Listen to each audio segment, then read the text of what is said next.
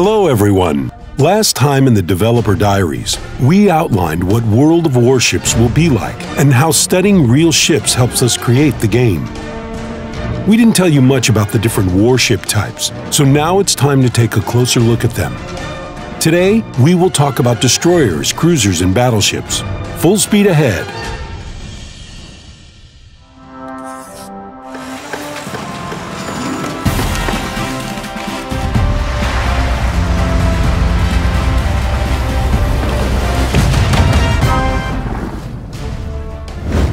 Real fleets are very complex. Some historical fleets were really big. For example, in the Battle of Leyte Gulf between the USA and Japan in 1944, the Americans had as many as 150 destroyers. It's not an easy task to coordinate the actions of this many ships, and it's really hard to display all the features of a real fleet in the virtual world. We simplified it greatly. The number of battle participants is significantly reduced, as is the number of interactions between ships. For example, in the game, there is no such thing as fuel. Fuel is not an in-game resource at all. In real life, aircraft can be in the air for 5 to 6 hours, and then deck handling will take about another hour. Of course, it all happens much faster in the game. Aircraft can be airborne during the battle without time limits. However, after their ammunition is spent, there's no sense for aircraft to keep flying around. So they will turn around and head back to replenish their ammunition. It takes 30 seconds for a 6-aircraft squadron to reload on the aircraft carrier deck. This is quite fast. Despite all this simplification, the gameplay is still based on the principles of a real fleet. These principles helped us decide on a very important issue: the balance of the different warship types. The most important thing was to elaborate on the idea of warship balance. We had to answer questions such as, why is this warship type in the game? What are its strengths? What are its weaknesses? With which other types does it interact, and how does it interact with them? So we decided that the most effective principle is rock, paper, scissors. Well, everyone knows this game and how to play it. We just applied it to warships. Agile destroyers hunt down and take out battleships. Battleships search for cruisers and destroy them. Cruisers target destroyers. Finally, aircraft carriers stay back a bit because they have difficulty with all warship types.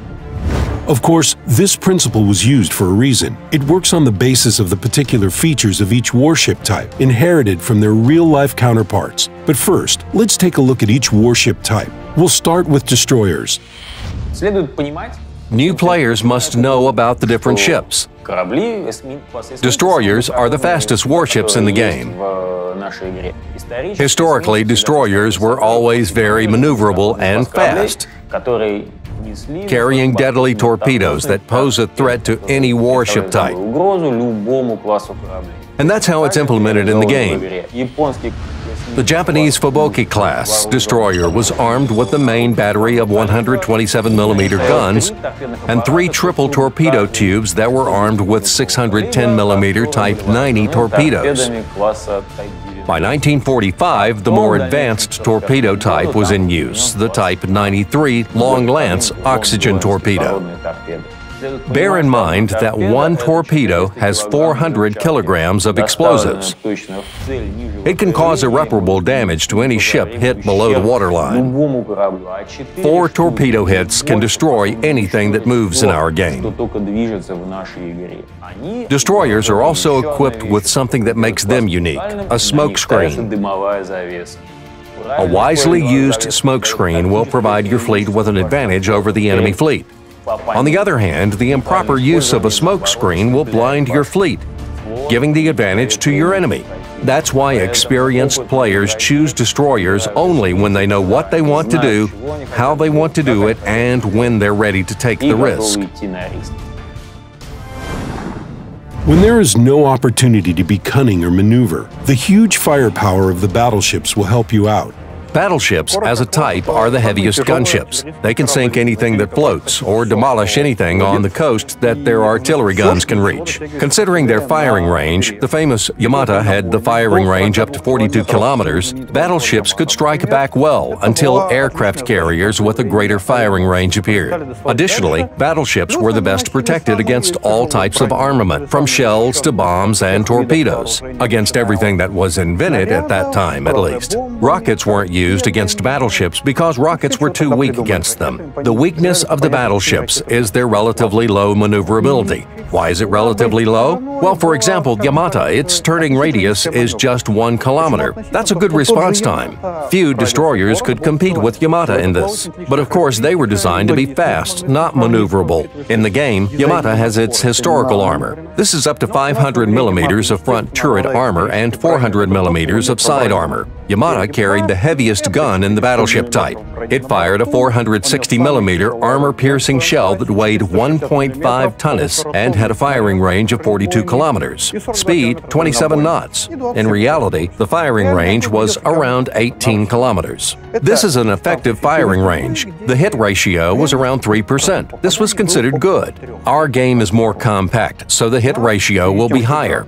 Well, we must fit the time frame. Yamata, with its heaviest shell, is the most dangerous adversary for every warship except for destroyers. Its shell has to hit a destroyer first because it can't cause much damage with a splash. Let's take Shimakaze as an example. 39 knots, 3 5-tube torpedo launchers carrying long lance torpedoes. Shimakaze is able to sink any ship, and it can actually circle around Yamata while it's trying to target the destroyer with its slowly turning guns. The turret turning speed depends on the caliber of its gun. Turrets are very heavy, so they can't aim quickly. On the other hand, it's easy for Yamata to destroy other armored targets. With proper support, it just floats, shoots, and goes on its course.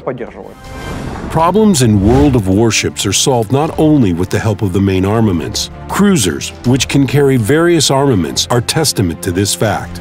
Cruisers are average performers in many characteristics, but in this case, there is a happy medium. Cruisers combine characteristics of both light warships, such as destroyers and heavy battleships, because they carry artillery armament. It might be said that cruisers are the most flexible warship type. Depending on what gameplay style players prefer, they can choose to play a guided missile cruiser and head to meet enemy aircraft from which other ships will be trying to run away. Or they can play an artillery cruiser with thick armor and heavy armament. They can also choose a Japanese cruiser that carries both torpedo and artillery armament. There are Japanese Takao class cruisers in the game. They are an all-around warship due to their combination of powerful artillery armament and torpedoes. They have 5 main turrets with 2 203mm guns and are armed with 4 610mm 4-tube torpedo launchers. It's important to note that we want one ship to represent all ships of its class. When we talk about Takao, we mean all 4 Takao class cruisers that were produced. Speaking of Des Moines, we also remember that there were 3 Des Moines class cruisers built. So, warships and their characteristics in the game are the generalized character of all ships in a particular class. Using the whole warship class also allows a warship to be represented not only as a fixed set of characteristics, but as a developing entity. You'll be able to develop your warship by fighting in battles. You'll be able to increase the power of your engine and radio locators, and change the main turrets, in some cases, to have guns of a larger caliber.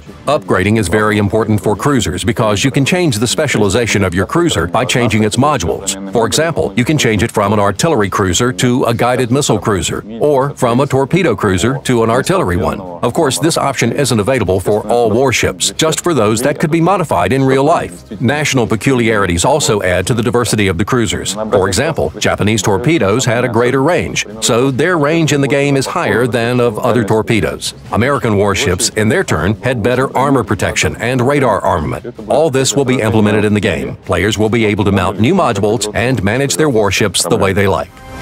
It sounds quite simple in theory, but it's not the same during the battle. Despite there being just one common principle in World of Warships battles, there will always be new situations that will require thinking outside the box. When you're already quite familiar with the gameplay and know what destroyers, cruisers, and battleships are for, it will be much easier for you to understand the course of the battle and act sensibly and with confidence. Next, we'll talk about aircraft carriers, which are a very interesting type of warship. See you soon!